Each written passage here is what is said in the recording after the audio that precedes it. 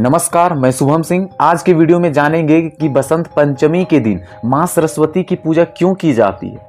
तो सबसे पहले बसंत पंचमी के बारे में कुछ जान लेते हैं। बसंत पंचमी या श्री पंचमी एक हिंदू त्योहार है। इस दिन विद्या की देवी सरस्वती की पूजा की जाती है। यह पूजा पूर्वी भारत, बांग्लादेश, नेपाल और कई राष्ट्रों में बड़े उल्लास से मनाई जाती है। इस दिन लोग पीले वस्त्र धारण करते हैं। शास्त्रों में बसंत पंचमी को श्री पंचमी कहा गया है और हम लोग को पता है कि मौसम को 6 भागों में बांटा गया है और उसमें से सबसे महत्वपूर्ण मौसम है वो है बसंत ऋतु। बसंत ऋतु का स्वागत करने के लिए माघ महीने के 5वें दिन एक बड़ा जश्न मनाया जाता था, जिसमें भगवान विष्णु और कामदेव की पूजा होती थी और यही बसंत ऋतु का त्योहार कहलाता था। लेकिन इसमें मां सरस्वती की पूजा क्यों की जाती है, तो चलिए अब हम उनके बारे में जानते हैं। उपनिषदों के अनुसार जब भगवान ब्रह्मा ने ब्रह्मांड की रचना की थी तो वे अपनी रचना से संतुष्ट नहीं थे।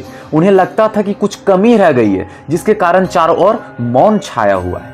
अपनी इस समस्या को लेकर भगवान ब्रह्मा विष्णु जी के पास गए। उनकी समस्या जानकर भगवान विष्णु ने आदि शक्ति दुर्गा माता का आवाहन किया। विष्णु जी के द्वारा आवाहन होने के कारण भगवती दुर्गा वहां तुरंत प्रकट हो गई। तब ब्रह्मा और विष्णु जी ने उन्हें इस संकट को दूर करने का निवेदन किया। ब्रह्मा जी और विष्णु जी की बातों को सुनने के बाद उसी क्षण माता दुर्गा के शरीर से एक श्वेत रंग का भारी तेज उत्पन्न हुआ, जो एक दिव्य नारी के रूप में बदल गया। यह स्वरूप एक चतुर्भुजी स्त्री का था, जिनके एक हाथ में वीणा तथा दूसरे हाथ में वर मुद्रा थी। अन्य 2 हाथों में पुस्तक एवं मालाएं थी। आदि शक्ति श्री दुर्गा के शरीर से उत्पन्न तेज से प्रकट होते ही देवी ने वीणा का मधुर नाद किया, जिससे संसार के समस्त जीव जंतुओं को वाणी प्राप्त हो गई। जलधरा में कोलाहल व्याप्त हो गया।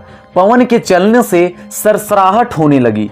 तब सभी देवताओं ने शब्द एवं रस का संचार कर देने वाली उन देवी को वाणी की अधिष्ठात्री देवी सरस्वती कहा। फिर आदि शक्ति भगवती दुर्गा ने ब्रह्मा जी से कहा कि मेरे तेज से उत्पन्न हुई ये देवी सरस्वती आपकी पत्नी बनेगी।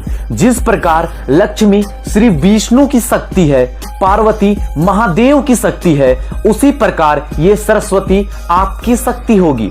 ऐसा कहकर आदि शक्ति श्री दुर्गा सभी देवताओं को देखते देखते वहीं अंतर्धान हो गई और यह घटना बसंत पंचमी के दिन ही हुआ था। तो चलिए अब मां सरस्वती के बारे में बात करते हैं।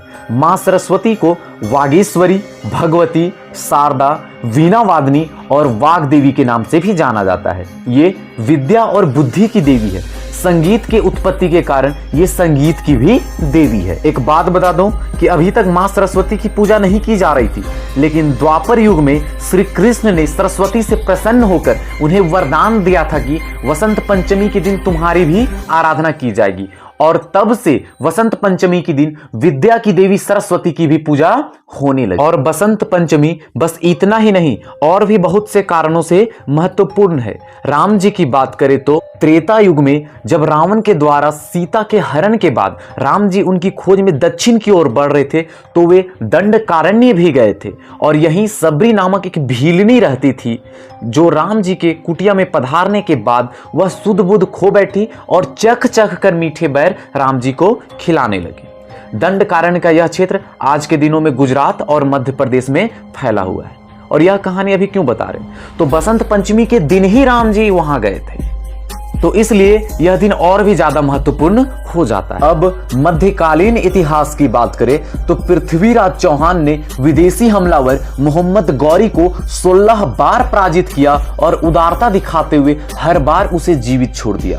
पर 17वीं बार जब वे पराजित हुए तो मोहम्मद गौरी उन्हें नहीं छोड़ा। वह उन्हें अपने साथ अफगानिस्तान ले गया और उनकी आंखें फोड़ दी। मोहम्मद गौरी पृथ्वीराज चौहान को मृत्यु दंड देने से पहले उनके शब्द भेदी बाण का कमाल देखना चाहता था। पृथ्वीराज के साथी कवि चंदबरदाई के परामर्श पर गौरी ने ऊंचे स्थान पर बैठकर तवे पर चोट मारकर संकेत किया कि अब शुरू किया जाए। तभी चंदबरदाई ने पृथ्वीराज को संदेश देते हुए कहा कि 4 बांस 24 गज अंगुल अष्ट प्रणाम ता ऊपर सुल्तान है, मत चूको चौहान, मत चूको चौहान। उन्होंने तवे पर हुई चोट और चंदबरदाई के संकेत से अनुमान लगाकर जो बाण मारा वह मोहम्मद गौरी के सीने में जा धंसा।